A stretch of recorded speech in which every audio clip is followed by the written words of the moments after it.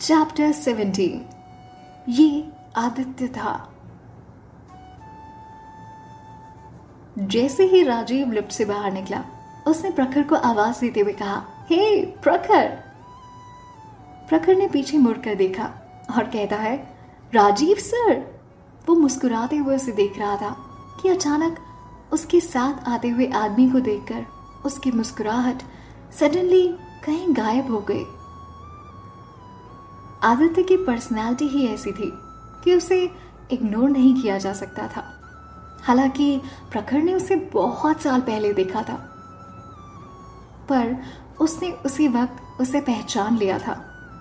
वो आदित्य ही था। उसके पीछे उसका असिस्टेंट यानी कि स्पर्श मेहता आ रहा था, जिसे वो कुछ दिन पहले ही मिला था, जब स्पर्श तान्या को 1 करोड़ का चेक देने आया था।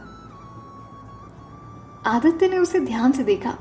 वो उसे बहुत जाना पहचाना सा लग रहा था।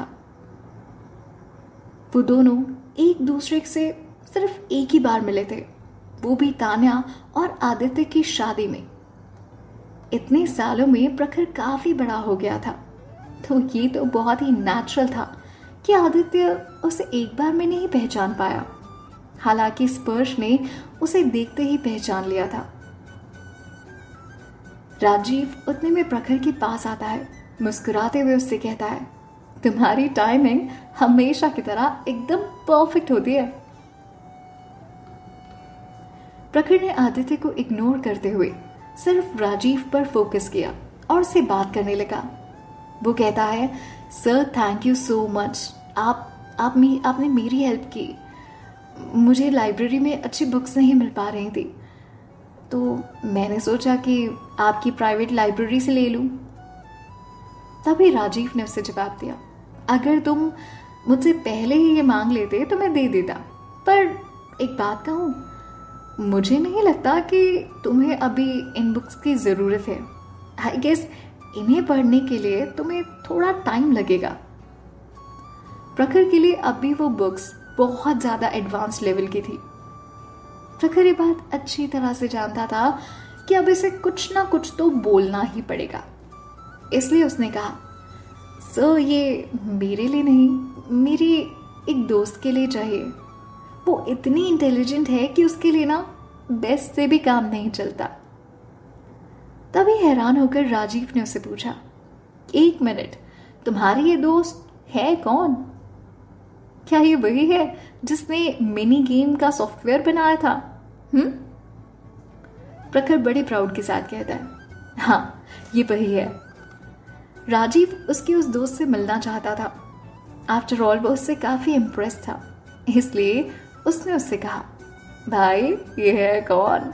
तुम्हें उससे एक दिन जरूर मिलवाना पड़ेगा। अगर प्रॉमिस करेगा तो ही ये बुक दूंगा, उसने मजाक में कहा। प्रखर सिर हिलाते हुए कहता है, सर अभी उसकी लाइफ में थोड़ी प्रॉब्लम चल रही है, बट मैं प्रॉमिस करता हूँ जब भी मौका मिलेगा मैं आपको उससे ज़रूर मिलवाऊंगा। राजीव ने उसे एक बैग देते हुए कहा, ठीक है, तो फिर अपना प्रॉमिस याद रखना। ये लो वो बुक्स जो तुम्हें चाहिए थी। जब भी इसका काम हो जाए और जब भी आप इसे पढ़ ले, मुझे वापस कर देना। प्रखर उससे जल्दी से बैग ले लेता है और कहता है, thank you so much sir, आपका बहुत बहुत शुक्रिया। अच्छा अब मैं चलता हूँ। ये कहते ही प्रखर वहां से चल पड़ा। जब तक राजीव उसे पीछे से आवाज देता, रुको प्रखर प्रखर, तब तक वो वहां से जा चुका था। राजीव उसे आदित्य से मिलवाना चाहता था। जब प्रखर नहीं रुका राजीव की आवाज देने पर भी, या शायद प्रखर ने सुना ही नहीं, तो राजीव थोड़ा नाराज हो गया और उसने नाराजगी दिखाते हुए कहा, ओफो, ये आजकल के यंगस्टर्स भी ना हमेशा जल्दी में रहते हैं। क्या उसने फेमस द आदित्य ओबेरॉय को पहचाना तक नहीं? गॉश, क्या होगा इन यंगस्टर्स का? जाहिर सी बात है, आदित्य से मिलने के लिए लोग अपॉइंटमेंट लिया करते थे और प्रखर का ये बिहेवियर राजीव को थोड़ा अजीब लगा। उसे लगा कि शायद प्रखर इतनी हड़बड़ी में था कि उसने आदित्य को दीप आदित्य ओबरॉय को पहचाना तक नहीं। पर राजीव को कौन समझाए आदित्य और प्रखर का कनेक्शन। तभी आदित्य ने उससे पूछा, राजीव, ये लड़का कौन था? राजीव 2 मिनट सोचता है और जवाब देता है, सर, ये मेरे कॉलेज में मेरा जूनियर है। अच्छा लड़का है और बहुत टैलेंटेड है। मैं चाहता हूँ कि ये हमारी कंपनी ज्वाइन कर ले, क्योंकि थोड़ी सी ट्रेनिंग के बाद वो काफ़ी वैल्यूएबल साबित होगा। लड़का होनहार है तो हमारी कंपनी के लिए सही रहेगा। आदित्य ये सारी बातें इसलिए पूछ रहा था क्योंकि न जाने क्यों उसे वो कुछ जाना पहचाना सा लग रहा था। आदित्य को इस बात का यकीन था कि वो प्रखर से कहीं ना कहीं तो मिला है, बट कहाँ, कब और कैसे वो उसे याद नहीं था।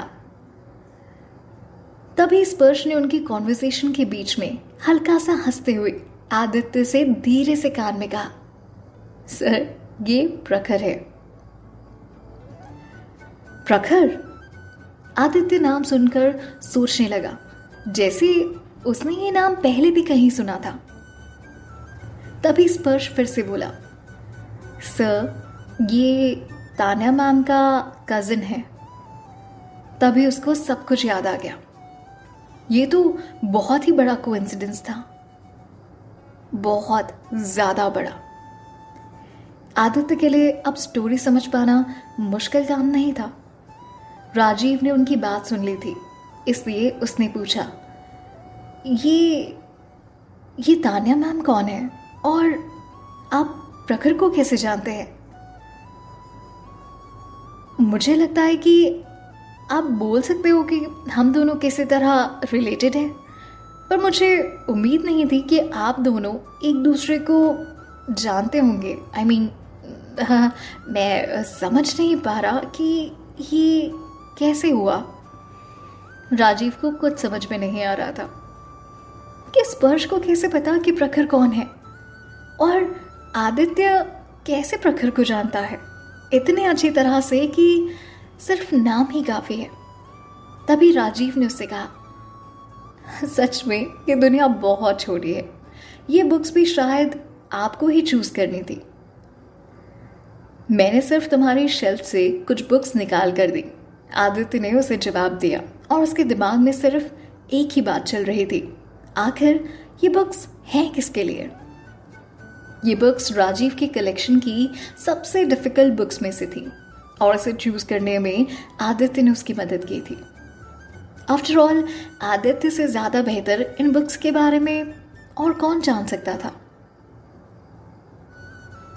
और आप ऐसा बोल सकते हैं कि जब वो इन बुक्स को चूज कर रहा था तब वो थोड़ा सा नाराज था, क्योंकि वो राजीव से मिलने गया था, पर राजीव को एक प्रोजेक्ट पर काम खत्म करना था। इसलिए उसने उसे रिक्वेस्ट की थी, जब तक वो काम करे तब तक आदित्य उसके लिए बुक सिलेक्ट कर दे। उसके एग्जैक्ट वर्ड यही थे।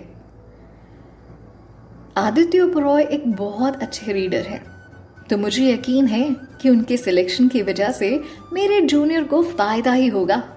इसलिए मैं चाहता हूं कि दी परफेक्शनिस्ट इन बुक्स का सिलेक्शन करेंगे ना जनाब आप मेरे लिए?